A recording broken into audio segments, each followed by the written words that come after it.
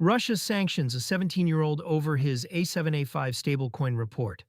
Russia's foreign ministry placed sanctions on Alexander Browder, a 17-year-old British researcher, on June 4, 2026, over a report he authored linking the A7A5 ruble-backed stablecoin to the funding of Russia's war in Ukraine. CoinDesk reported the move, which also named three other UK nationals, and Washington Post reporter Catherine Belton. Browder is the son of Bill Browder, the investor-turned-Kremlin critic behind the Magnitsky sanctions campaign. The ministry called the allegations defamatory speculations and false information. Browder, writing on X the same day, called the sanction a badge of honor. A teenager ends up on a state target list. The report at the center of the dispute was written for the Henry Jackson Society, a London think tank, and argued that A7A5 is being used to move money in support of the Russian war effort. Sanctioning the author, rather than rebutting the analysis, is the kind of response that tends to draw more attention to the underlying claim than the claim drew on its own. That is the awkward position Moscow now occupies. A 17-year-old writing policy research is not a typical sanctions target, and the gap between the target and the punishment is itself the story. Browder's father has spent more than a decade as one of the most prominent campaigners for sanctions against Russian officials, so the family name carries weight in exactly the policy circles this report was aimed at. A7A5 became the ruble's crypto workaround. The token behind the report is not a fringe experiment. A7A5 is a ruble-pegged stablecoin built to keep issuance, reserves, and freezing authority outside Western-controlled infrastructure, which is the part of the design that makes it useful for sanctions evasion. Its origins trace to A7 LLC, a cross-border settlement platform tied to sanctioned Moldovan oligarch Ilan Shor and to the sanctioned Russian bank Promsvyazbank. The token itself is issued by Old Vector, a company based in Kyrgyzstan.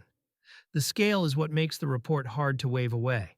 According to blockchain analytics firm Elliptic, A7A5 has moved more than $110 billion in cumulative on-chain transactions in under a year, and at points captured roughly 43% of the global non-dollar stablecoin market. Holder counts climbed from about 13,000 wallets to 29,000 between early 2025 and May 2026. Most of that activity ran through Grinex, a Kyrgyzstan-based exchange that served as the primary venue for swapping A7A5 into Tether's USDT before it suspended operations in April 2026. Those figures sit far outside the range of a marginal token. A ruble stablecoin clearing 9 figures of monthly flow is a parallel settlement rail. And that is the function the Browder report described. Sanctions land on the messenger, not the rail. The action against Browder does nothing to the token. A7A5 keeps running. Its reserves stay outside Western reach, and the wallets behind it are unaffected by a list published in Moscow. The sanction is symbolic, aimed at the people documenting the system rather than at the system itself. For anyone watching how state-linked money is moving on-chain, the episode is a reminder of why ruble-denominated stablecoins exist in the first place. The mainstream dollar stablecoins that back most crypto cards and on-chain payments come with issuers who can freeze addresses under legal pressure. A7A5 was engineered to remove that control point, which is precisely what lets it operate in the gap left by sanctions on Russia and the financing tied to the war in Ukraine. Western authorities have not ignored the token. The EU has already added A7A5 to its sanctions program, and firms including Chainalysis, TRM Labs, and CertiK have published their own tracing of the network around it.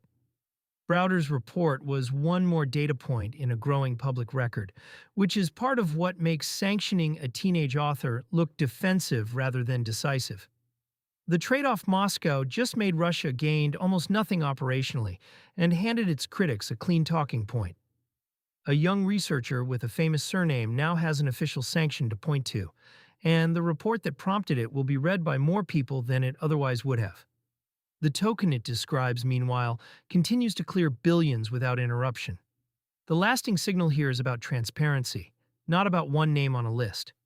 On-chain analysis made A7A5's $110 billion in flows visible to outside researchers, including a 17-year-old, and no foreign ministry statement changes what the blockchain already recorded.